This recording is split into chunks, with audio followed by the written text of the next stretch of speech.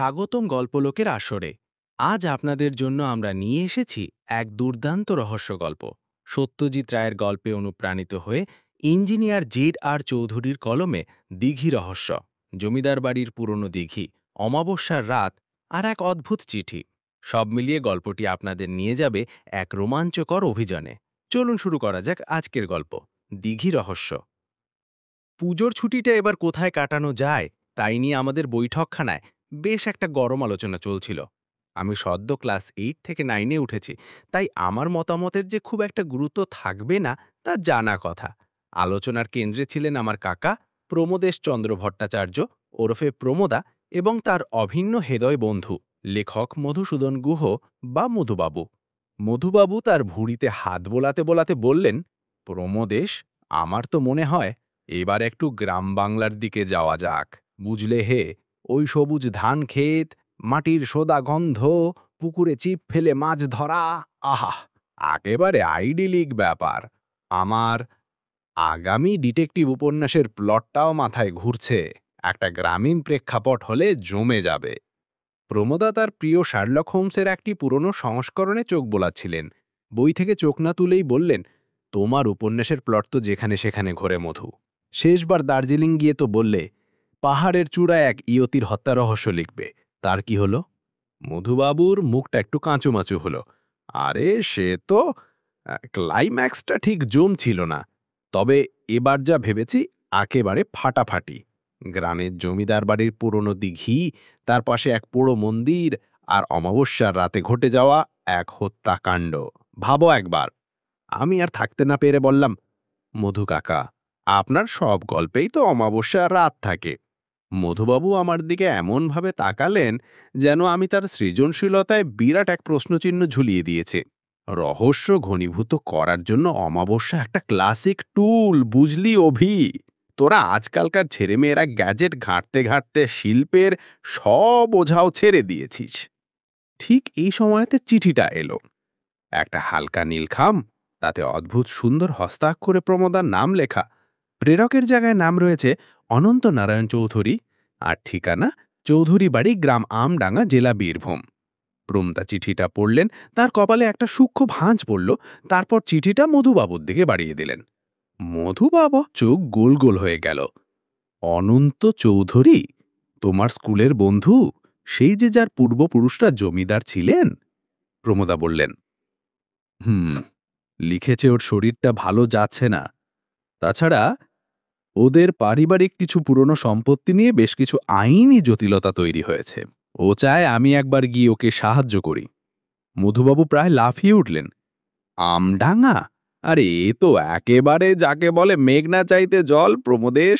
এর চেয়ে ভালো সুযোগ আর হয় না। চলো বেরিয়ে পড়া যাক। জমিদার বাড়ি, পুরনো দিঘি, সম্পত্তি নিয়ে বিবাদ, আমার গল্পে সব মশলাই তো মজুদ দেখছি। আমার মনটাও নেচে উঠল।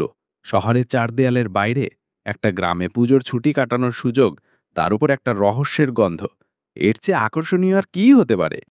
শিয়ালদা থেকে ট্রেনে চেপে ঘণ্টা তিনেকের পথ।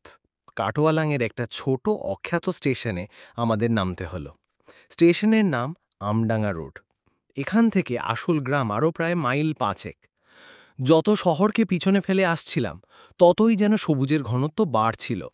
আর ট্রেনের জানলার বাইরে বাংলার যে রূপ চোখে পড়ছিল, তা বইয়ের পাতায় পড়া ছবির মতোই স্নিগ্ধ। স্টেশনের বাইরে একটা ধুলোমাখা পুরনো অ্যাম্বাসেডর গাড়ি আমাদের জন্য অপেক্ষা করছিল। চালকের পাশের আসনে বসেছিলেন একজন বয়স্ক লোক, যার পরনে খাকি হাফ প্যান্ট আর ফতুয়া।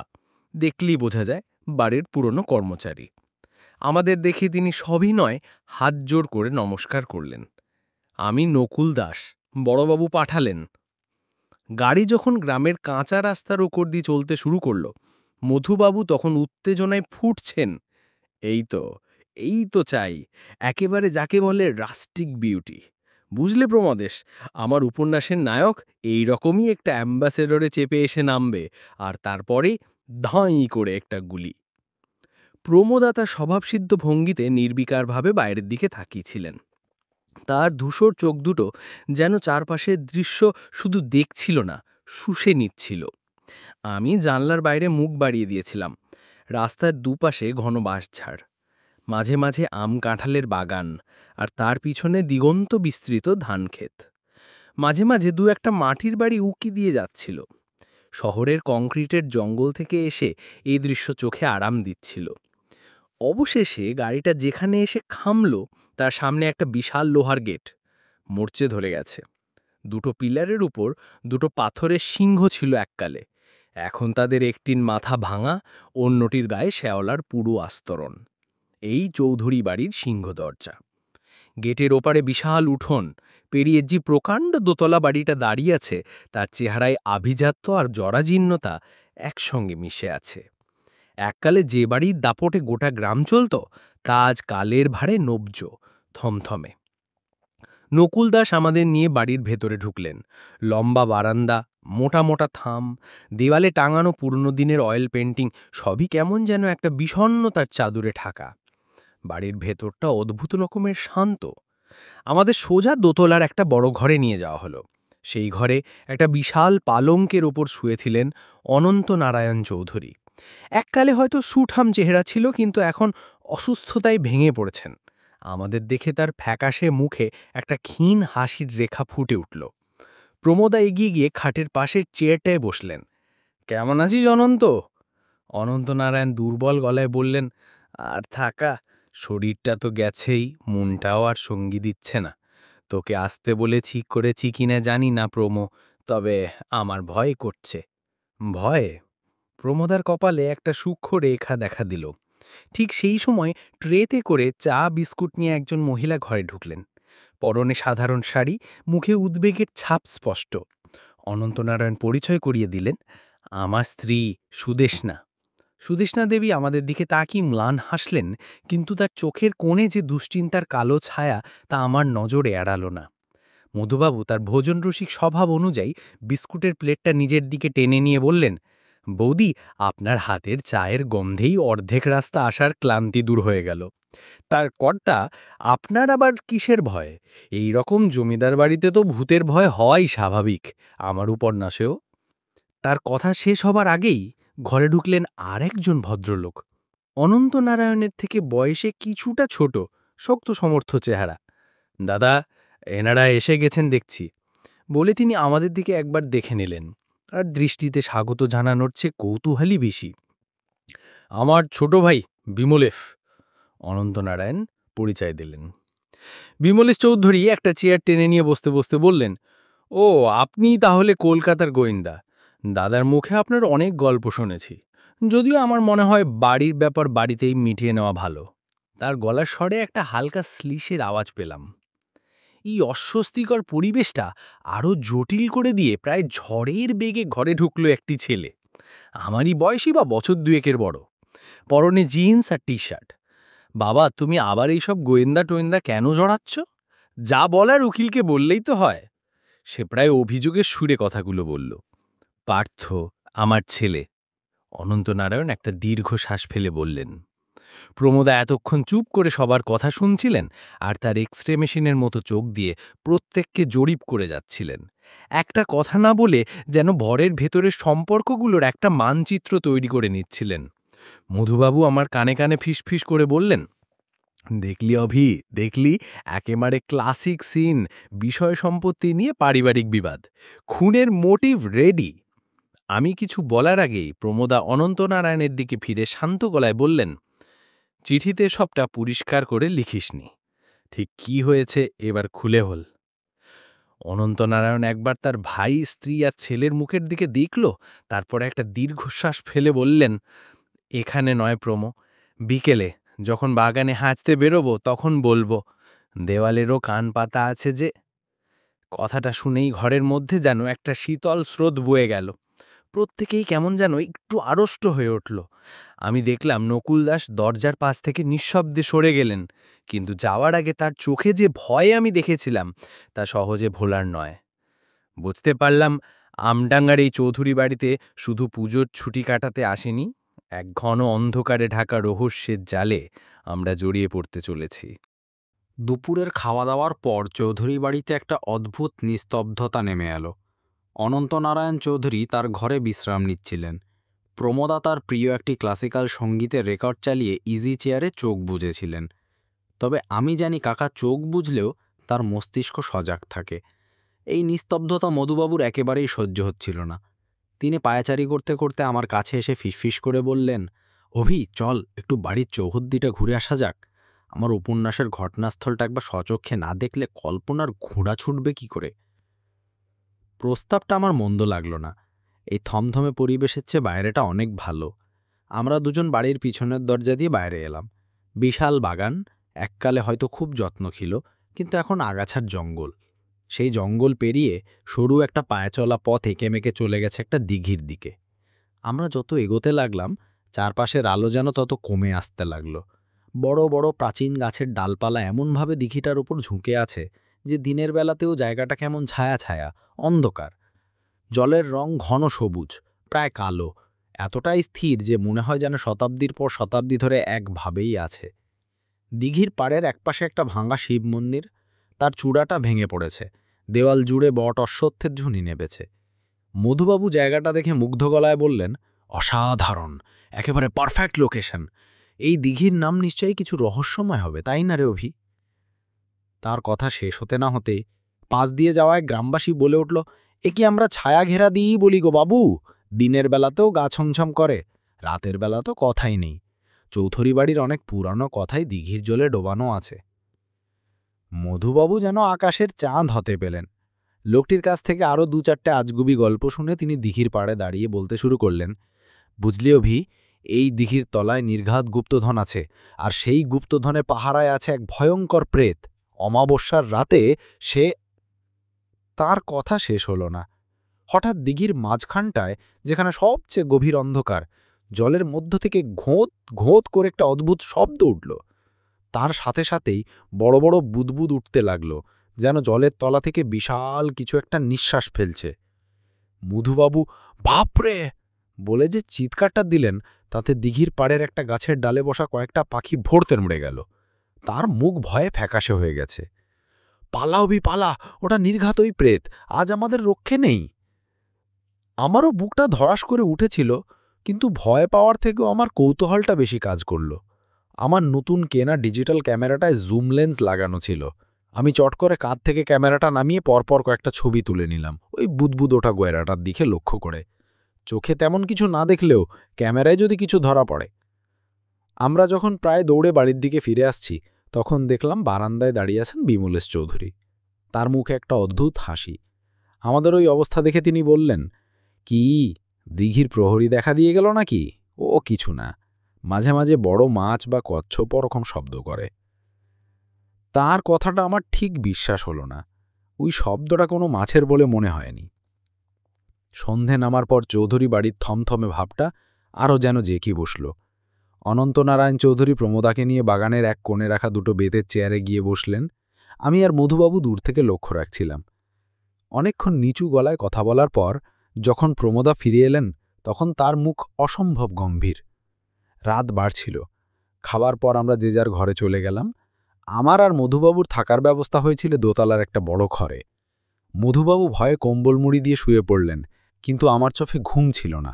দিঘির ওই অদ্ভুত শব্দটা কানে ভাসছিল, আর তার সাথে ভাসছিল বিমলেশ চৌধুরীর সেই বিচিত্র হাসি। অনেক রাতে যখন চারিদিক নিস্তব্ধ, তখন হঠাৎ আমার জানলার বাইরে একটা খসখস শব্দ শুনতে পেলাম। কেউ যেন খুব সন্তর্পণে বাড়ির পিছন দিকে ওই দিঘির পথেই এগিয়ে যাচ্ছে। আমি তাড়াতাড়ি উঠে জানলার কাছে গেলাম। আবছা চাঁদের আলোয় দেখলাম একটা ছায়ামূর্তি বাগানের জঙ্গল পেরিয়ে দিঘির অন্ধকারে মিলিয়ে গেল। মূর্তিটা আমি চিনতে পারলাম না, কিন্তু বুকের ভেতরটা অজানা আশঙ্কায় কেঁপে উঠল। আমডাঙ্গার রাত যে মোটেই শান্ত নয় তা আমি স্পষ্ট বুঝতে পারছিলাম। পরদিন সকালটা শুরু হলো একটা তীব্র চিৎকারে। ভোরের শান্ত স্নিগ্ধ বাতাসকে চিরে দিয়ে সেই আর্তনাদটা ভেসে আসছিল বাড়ির পিছন দিক থেকে। ওই ছায়া ঘেরা দিঘির বাড় থেকেই বাড়ির সবাই যে যেখানে ছিল ছুটে গেল সেই দিকে। আমরাও গেলাম। দিঘির ঘাটের কাছে দাঁড়িয়ে থরথর করে কাঁপছিল গ্রামের গোয়ালা কানাই। তার দুধের বালতিটা মাটিতে উল্টে পড়ে আছে, তার বিস্ফারিত চোখ আর কাপা আঙুলটা দিঘির জলের দিকে নির্দেশ করা। সেই ঘন সবুজ নিস্তরঙ্গ জলের ওপর ভাসছিল একটা দেহ, উঠুড় হয়ে ভাসা শরীরটার পরনের ফতুয়াটা ফুলে ঢোল হয়ে আছে। দেহটা নকুল দাসের। মুহূর্তের মধ্যে যেন গোটা চৌধুরী বাড়ির ওপর একটা হিমশীতল আতঙ্ক নেমে এলো। সুদেষ্ণা দেবী শাড়ির আঁচলে মুখ ঢেকে কান্নায় ভেঙে পড়লেন। বিমলেশ চৌধুরীর মুখটা পাথরের মতো কঠিন, কোনো অভিব্যক্তি নেই।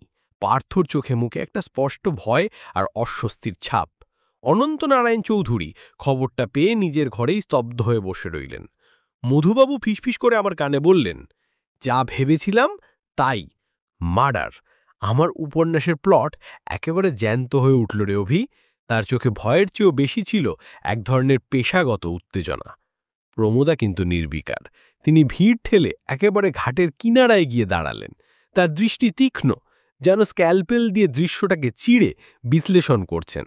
তিনিই প্রথম শান্ত গলায় বললেন, পুলিশে খবর দেওয়া হোক। ঘণ্টাখানেকের মধ্যে পুলিশ এসে হাজির হল। থানার দারোগা ইন্সপেক্টর সান্যাল, বেশ রাশভারী চেহারার লোক। তিনি এসেই প্রাথমিক কাজকর্ম শুরু করে দিলেন। দেহটা জল থেকে তোলার ব্যবস্থা করা হলো। ইন্সপেক্টর সান্যাল চারপাশটা দেখে বললেন, আপাত দৃষ্টিতে তো মনে হচ্ছে অ্যাক্সিডেন্টাল কেস। রাতে অন্ধকারে ঘাটে এসেছিলেন হয়তো, পা পিছলে গেলে পড়ে গেছেন। মাথায় সম্ভবত ঘাটের পাথরেই চোট লেগেছে। সবাই যখন এই তত্ত্বটাকেই মেনে নেওয়ার জন্য প্রস্তুত, তখন প্রমোদার শান্ত গলা শোনা গেল, ইন্সপেক্টর, দুটো জিনিস যদি একটু লক্ষ্য করেন। সবাই ঘুরে তাকালো। প্রমোদা জলের কিনার থেকে একটু দূরে একটা ঝোপের দিকে আঙুল দেখালেন। প্রথমত, নকুল দাসের চুটি জোড়া ওখানে পড়ে আছে, ঘাট থেকে প্রায় 10 হাত দূরে। পা পিছলে পড়ে গেলে চটি খুলে অত দূরে ছিটকে যাওয়ার কথা নয়। ইন্সপেক্টর সান্যালের কপালে ভাঁজ পড়ল। তিনি একজন কনস্টেবলকে ইশারা করলেন চটিজোড়া তুলে আনার জন্য। প্রমোদা বলে চললেন, দ্বিতীয়ত, ওর কপালের আঘাতটা দেখুন। ঘাটের পাথরে আছাড় খেলে যেরকম ছেঁচেড়ে যাওয়ার দাগ থাকার কথা, তা কিন্তু নেই। বরং মনে হচ্ছে কোনো ভারী ভোঁতা জিনিস দিয়ে নির্দিষ্ট এক জায়গায় আঘাত করা হয়েছে। ঘরের ভেতর যেন পিন পড়ার শব্দেও শোনা যাবে, এমন নিস্তব্ধতা। ইন্সপেক্টর সান্যালের মুখের ভাব বদলে গেল। তিনি প্রমোদার দিকে তাকিয়ে বললেন, আপনি তো মশাই আমাদের আগেই কাজ শুরু করে দিয়েছেন দেখছি। আপনার পরিচয়? প্রমোদা নিজের পরিচয় দিলেন। ইন্সপেক্টর সান্যাল তার নাম শুনেছিলেন। একটু সমীহের দৃষ্টিতে তাকিয়ে বললেন, ঠিক আছে, আমি আপনার পয়েন্টগুলো নোট করছি। বডি পোস্টমর্টমে গেলেই সব পরিষ্কার হয়ে যাবে। পুলিশ তাদের কাজ শেষ করে মৃতদেহ নিয়ে চলে গেল। চৌধুরী বাড়ির পরিবেশ আরও ভারী, আরও বিষাক্ত হয়ে উঠল। প্রত্যেকেই যেন প্রত্যেককে সন্ধ্যের চোখে দেখছে। আমি আর প্রমোদা আমাদের ঘরে ফিরে এলাম। আমার মনটা সারাক্ষণ খচখচ করছিল। কাল রাতে দেখা ওই ছায়ামূর্তিটার কথা কাকাকে বললাম। কাকা সবটা মন দিয়ে শুনলেন, কিন্তু কোনো মন্তব্য করলেন না। হঠাৎ আমার গতকাল তোলা ছবিগুলোর কথা মনে পড়ল। আমি তাড়াতাড়ি আমার ল্যাপটপটা খুলে ক্যামেরাটা কানেক্ট করলাম। দিঘির সেই বুদবুদ ওঠা জায়গার ছবিগুলো এক একে দেখতে লাগলাম। প্রথম কয়েকটা ছবিতে কিছুই বোঝা যাচ্ছিল না, শুধু জলের উপর বুদবুদের ছাপ। কিন্তু শেষ ছবিটা, যেটা তোলার সময় আমার হাতটা সামান্য কেঁপে গেছিল, সেটাকে জুম করতেই আমার বুকের ভেতরটা ছ্যাত করে উঠল। ছবিটা সামান্য ঝাপসা হলেও স্পষ্ট বোঝা যাচ্ছে ঘন সবুজ জলের ঠিক নিচেই একটা অস্পষ্ট অবয়ব। কোনো মাছ বা কচ্ছপ নয়, তার থেকে অনেক বড়, চৌকোনা ধরনের কোনো বস্তু, অনেকটা পুরনো দিনের সিন্দুকের মতো দেখতে। আমি প্রায় চিৎকার করে কাকার দৃষ্টি আকর্ষণ করলাম, কাকা দেখো। প্রমোদা ঝুঁকে এসে ল্যাপটপের স্ক্রিনের দিকে তাকালেন। ছবিটা দেখার সাথে সাথে তার ধূসর চোখ দুটি জ্বলে উঠল। তিনি স্ক্রিনের ওপর আঙুল বুলিয়ে স্থির গলায় বললেন, নকুলের মৃত্যুটা তাহলে নিছক দুর্ঘটনা নয় অভি। ও কিছু একটা জেনে ফেলেছিল বা দেখে ফেলেছিল। এই দিঘির জলে শুধু নকুলের দেহই ডোবেনি, এর তলায় আরও গভীর কোনো রহস্য ডুবে আছে। তিনি আমার দিকে তাকিয়ে বললেন, আমাদের তদন্ত এখন শুরু হলো। নকুল দাসের মৃত্যুর পর চৌধুরী বাড়ির থমথমে ভাবটা আতঙ্কে রূপান্তরিত হল। বাড়ির পুরনো ভৃত্যের এমন আকস্মিক মৃত্যু যে নিছক দুর্ঘটনা নয়, এটা এখন প্রায় সকলেই বুঝতে পারছিল। পুলিশি তদন্তের পাশাপাশি প্রমোদা তার নিজস্ব পদ্ধতিতে রহস্যের গভীরে প্রবেশ করার প্রস্তুতি নিলেন।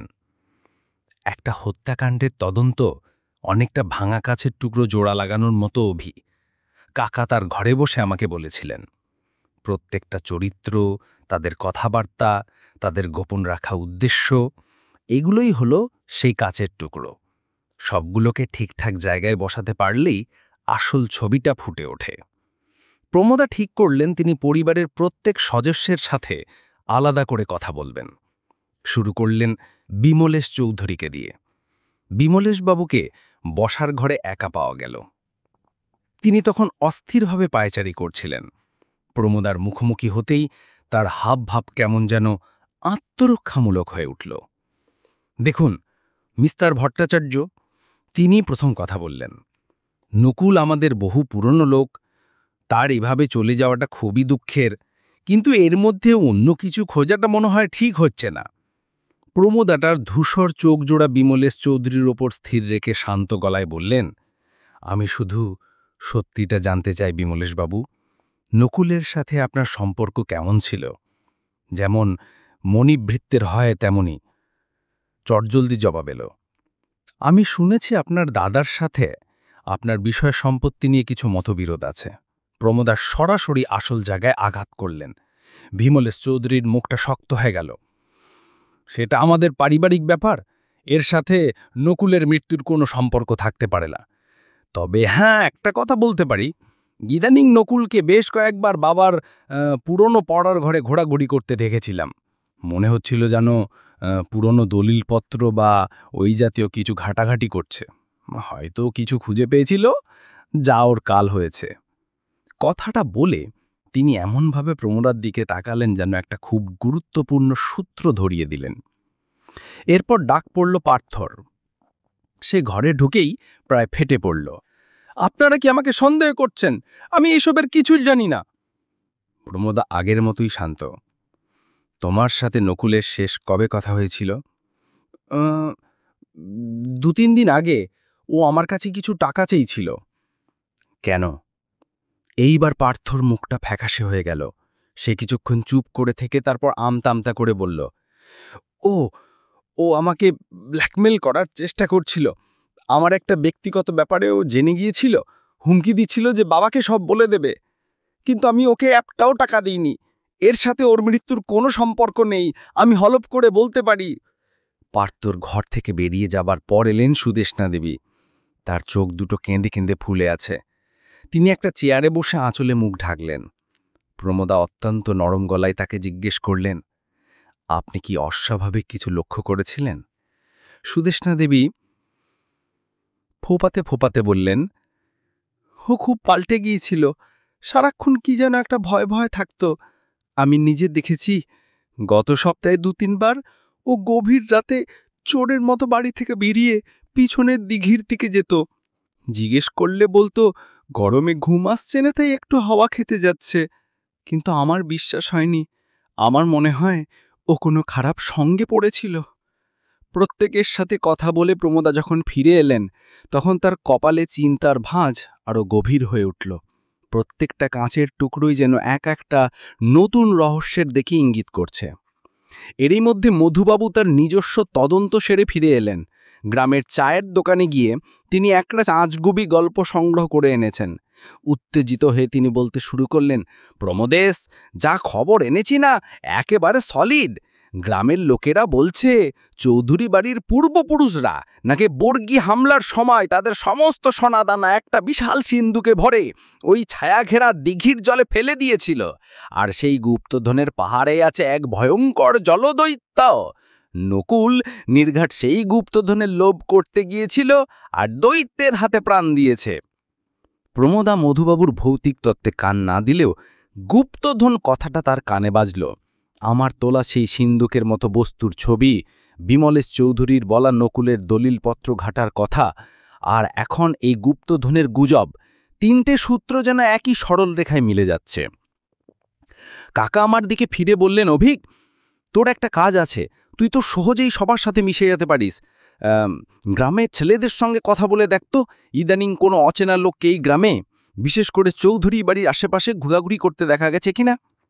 আমি তৎক্ষণাৎ রাজি হয়ে গেলাম।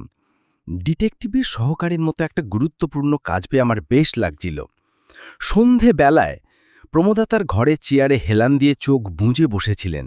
আমি জানতাম তার মস্তিষ্কের ভেতরে তখন সমস্ত টুকরোগুলো নড়াচড়া করছে। বিমলেশের সম্পত্তি লোভ, পার্থর ব্ল্যাকমেল হবার ঘটনা, সুদেষ্ণা দেবীর দেখা নকুলের নিশীথি অভিচার আর তার সাথে জড়িয়ে থাকা এক গুপ্তধনের কিংবদন্তি, সব মিলিয়ে রহস্যটা ক্রমশ জটিল থেকে জটিলতর হয়ে উঠছে। প্রমোদা চোখ না খুলেই বিড়বিড় করে বললেন, সবাই কিছু না কিছু লুকোচ্ছে অভিক। আমাদের সেই লুকোনো সত্যিটাকেই খুঁজে বের করতে হবে। কাকা নির্দেশ পেয়ে আমি পরের দিন সকাল সকাল বেরিয়ে পড়লাম। চৌধুরী বাড়ির গুমোট পরিবেশ থেকে বেরিয়ে গ্রামের খোলা হাওয়ায় বেশ ভালো লাগছিল। গ্রামের কাঁচা রাস্তার ধারে একটা বড় অশ্বত্থ গাছের তলায় গ্রামের ছেলেরা মার্বেল খেলছিল। আমি গিয়ে তাদের পাশে বসলাম। শহরের ছেলে হওয়ায় প্রথমে তারা একটু আড়ষ্ট ছিল, কিন্তু আমার পকেট থেকে বের করা একটা নতুন ধরনের স্পিনিং টপ মানে লাট্টু দেখে তাদের চোখ চকচক করে উঠল। কিছুক্ষণের মধ্যেই তাদের সাথে আমার বেশ ভাব জমে গেল। বিশেষ করে হাবলু নামের একটি ছেলে, যে সবার চেয়ে চালাক চতুর, সে আমার প্রায় বন্ধু হয়ে গেল। একই আলাপকালে আমি চৌধুরী বাড়ি আর ওই ছায়া ঘেরা দিঘির প্রসঙ্গ তুললাম। হাবলু আমার দিকে ঝুঁকে এসে চাপা গলায় বলল, জানো তো দাদা, ওই দিঘিটার কাছে না আজকাল রাতে যাওয়া বারণ। কেন রে? আমি কৌতূহলী হয়ে জিজ্ঞেস করলাম। আমার বাবা বলেছে ওখানে নাকি ভালুকের উৎপাত বেড়েছে, কিন্তু আমি জানি সব মিথ্যে কথা। হাবলু চোখ মুটকে বলল, দিন দশেক আগে রাতে পেচ্ছাপ করতে উঠেছিলাম, তখন দেখেছিলাম দুটো জিপ গাড়ি এসে গ্রামের বাইরের রাস্তায় দাঁড়িয়েছিল, আর কয়েকজন অচেনা লোক টর্চ জেলে ওই দিঘির দিকেই যাচ্ছিল। তারা কিন্তু গ্রামের লোক নয়, তাদের চালচলন একদম অন্যরকম। এই তথ্যটা ছিল বমশেলের মতো। তার মানে এই রহস্যে চৌধুরী বাড়ির লোকজন ছাড়াও বাইরের কেউ জড়িত আছে। আমি হাবলুকে আরও কিছু জিজ্ঞেস করার আগেই তার মা এসে কান ধরে তাকে বাড়ি নিয়ে গেল। কিন্তু আমি যা জানার তা জেনে গিয়েছিলাম। আমি যখন উত্তেজিত হয়ে বাড়ি ফিরছি, তখন দেখলাম প্রমোদা অনন্তনারায়ণ চৌধুরীর পুরনো পড়ার ঘর থেকে বেরোচ্ছেন। তার হাতে ধুলো মাখা, চামড়া দিয়ে বাঁধানো একটা পুরনো ডায়েরি। তার মুখে একটা অদ্ভুত তৃপ্তির হাসি, যেটা আমি তখনই দেখি যখন তিনি কোনো জটিল রহস্যের সমাধানের কাছাকাছি পৌঁছে যান। আমরা নিজেদের ঘরে ফিরলে কাকা ডায়েরিটার টেবিলের উপর রাখলেন। এটা অনন্তনারায়ণের প্রপতামহের লেখা ডায়েরি। বিমলেশবাবু ঠিকই বলেছিলেন, নকুল এই ঘরেই কিছু খুঁজছিল, তবে ও দলিল নয়, এই ডায়েরিটাই খুঁজছিল। ডায়েরির পাতাগুলো হলদেটে হয়ে গেছে, ভঙ্গুর হয়ে গেছে, তাতে দুর্বোধ্য ভাষায় অদ্ভুত সব সংকেত আর ছবি আঁকা। কয়েকটা পাতা পড়ার পর কাকা বললেন, এটা কোনো গুপ্তধনের নকশা নয় অভি, এটা আসলে চৌধুরী বাড়ির একটা পুরনো কলঙ্কের ইতিহাস।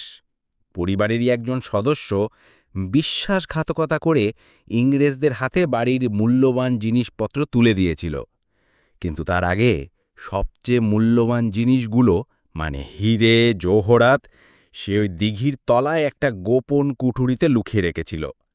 এই ডায়েরিতে সেই কুঠুরি খোলার সাংকেতিক উপায় লেখা আছে।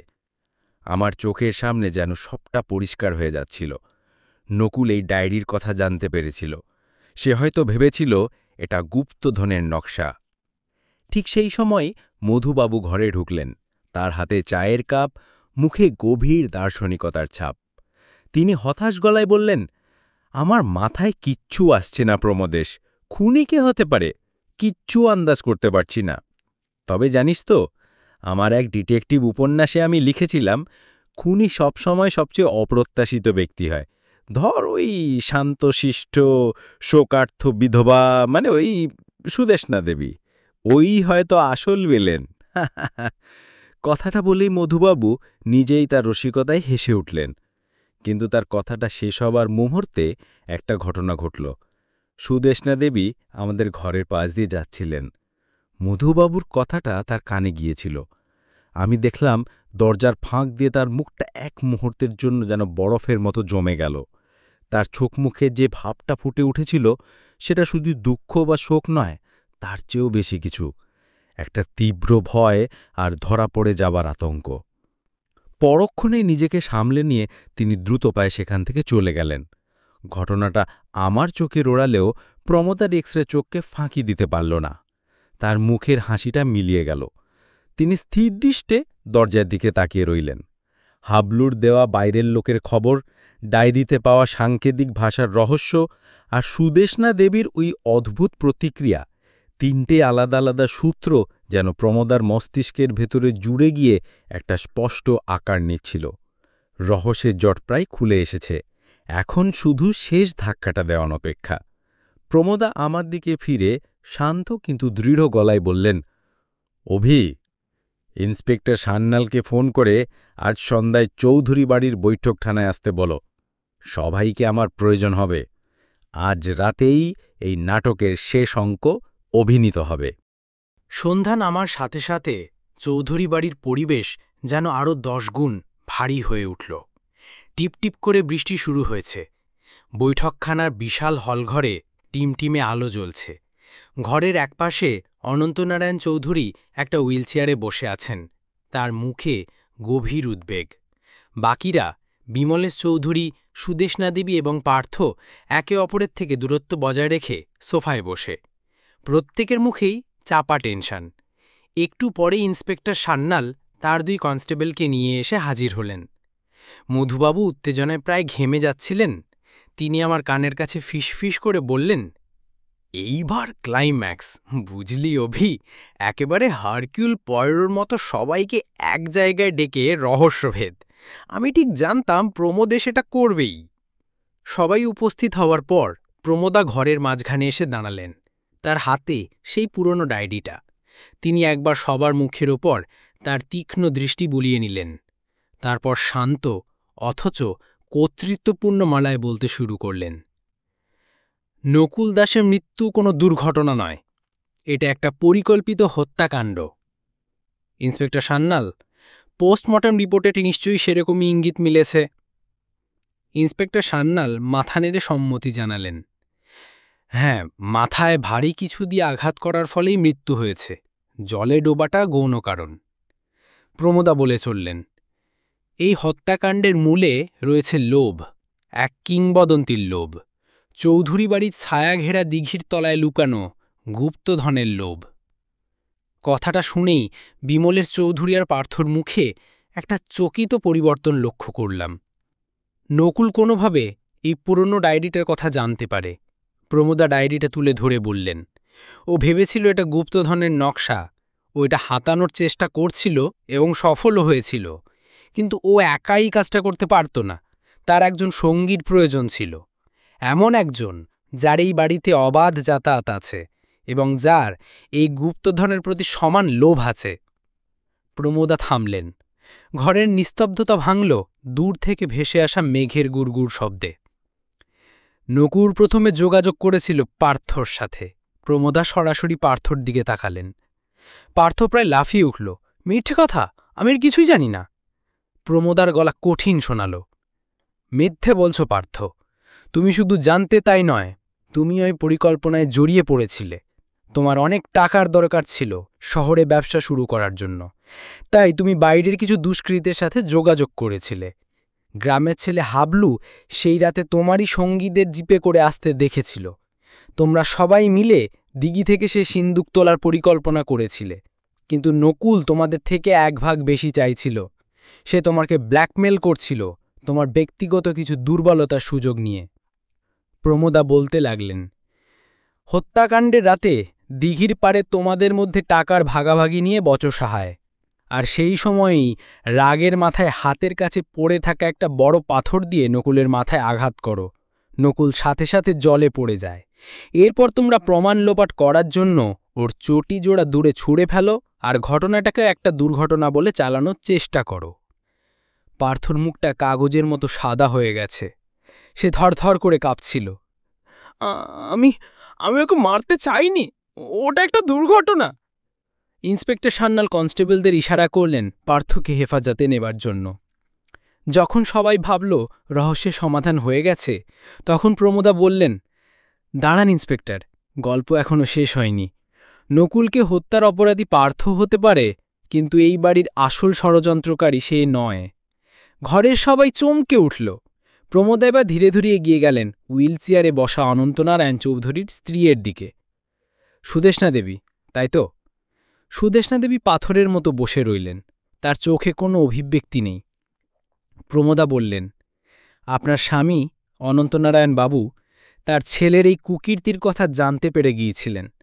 তিনি ঠিক করেছিলেন যে তার সমস্ত সম্পত্তি তিনি একটি চ্যারিটেবল ট্রাস্টকে দান করে দেবেন, যাতে সেই সম্পত্তি আর কোনো অনর্থের কারণ না হয়। আপনি কথাটা আড়াল থেকে শুনে ফেলেন। অনন্তনারায়ণ চৌধুরী অবিশ্বাস্যভাবে স্ত্রীর দিকে তাকালেন। সুদেষ্ণা, এ কি বলছে প্রমো? আপনার ছেলের ভবিষ্যৎ আর চৌধুরী বাড়ির সম্পত্তি হাতছাড়া হয়ে যাবার ভয়ে আপনি আপনার স্বামীকে পৃথিবী থেকে সরিয়ে দেওয়ার পরিকল্পনা করেন। প্রমোদার গলা বরফের মতো শীতল শোনাল। আপনি বেশ কিছুদিন ধরে তার খাবারে বা ওষুধে অল্প মাত্রায় আর্সেনিক জাতীয় বিষ মেশাচ্ছিলেন, যাতে তার মৃত্যুটা স্বাভাবিক মনে হয়।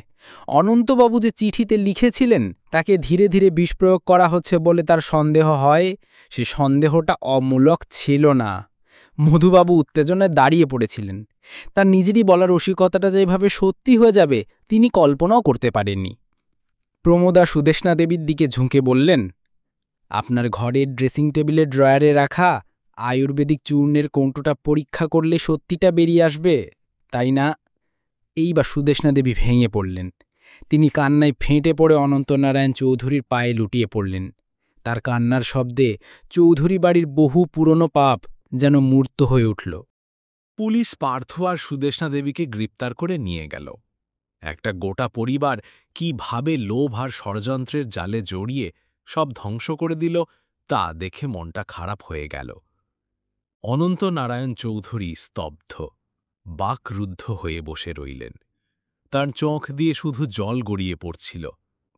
পরদিন সকালে আমরা কলকাতার জন্য প্রস্তুত হচ্ছিলাম। আমডাঙ্গার আকাশ পরিষ্কার হয়ে গেছে। চৌধুরী বাড়ির থমথমে ভাবটা এখনও কাটেনি। অনন্তনারায়ণ চৌধুরী আমাদের বিদায় জানাতে এলেন। তার দুর্বল গলায় ছিল কৃতজ্ঞতা আর গভীর যন্ত্রণা। তুই না এলে আমি হয়তো কোনোদিনই সত্যিটা জানতে পারতাম না প্রমো।